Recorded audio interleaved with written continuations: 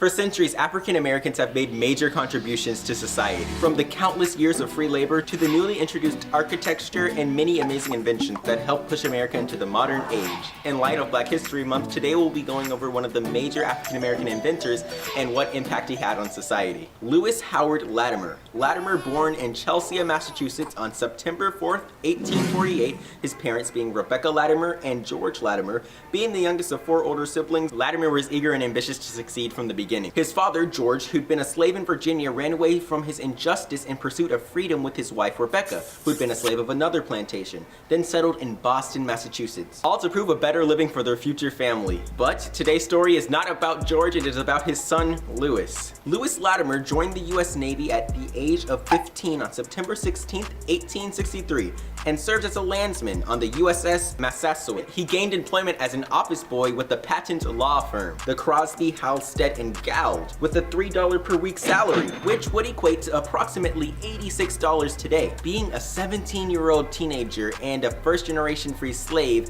in 1865 America, I'd call it a pretty impressive feat. I could go on about his very interesting life story, but we don't have much time, so let's move on to Latimer's innovative discoveries and inventions. In 1874, he co-patented an improved toilet system for railroad cars called a water closet for railroad cars. Now that's fine and dandy, but now for what landed Latimer in the National Inventors Hall of Fame. In 1880, after relocating to Bridgeport, Connecticut, Latimer was employed as the assistant manager and draftsman for the U.S. Electric Lighting Company, owned by Hiram Maxim. Maxim was the chief competitor to Thomas Edison, the man who designed the electric light bulb. Edison's light had been composed of a glass bulb which surrounded the carbon filament. When the filament was burned inside of the light bulb, it grew so hot that it literally glowed. Before this, the majority of lighting was provided by candle lights or even gas lamps and kerosene lanterns. Maxim drastically desired to improve on Edison's light bulb and focused on the main weaknesses of Edison's bulb, their brief lifespan, typically only a few days. Now Latimer heard of his boss's attempts and set off to make a longer lasting light bulb. Latimer developed a way of encasing the filament with a cardboard envelope which prevented the carbon from breaking up and therefore provided a much longer life to the light bulb. This made light bulbs less expensive and more efficient, and it even made it able to have lighting all throughout homes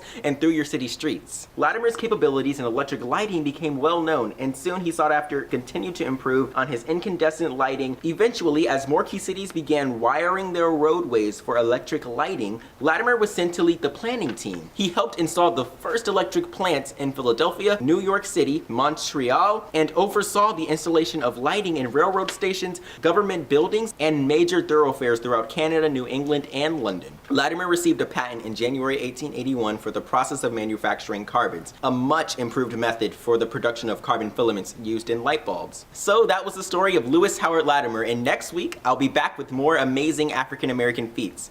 Reporting for Wave TV, I'm Jelani Moore. Hey, what's going on, guys? It's me, Jelli, and I've been ghosting for a really long time. It's not intentional. It's a dumb reason too. School's just getting really hard. And I have work too. But I'm not here for excuses. That's really what it is. I just have a lot going on. I don't really have time to make videos, except for if I'm making a video for my school's news show, for my school's morning news show that we do every Friday. So this was a Black History Month segment that I really wanted to post to my channel, since it doesn't have anything, because usually my news segments have something to do with my area or my school, but this one is just barely, just giving history. And since it's Black History Month, I thought I'd share it to my channel. I've been gone. I'm just here to say that I've not given up on YouTube. I'm still here. It's just things going on.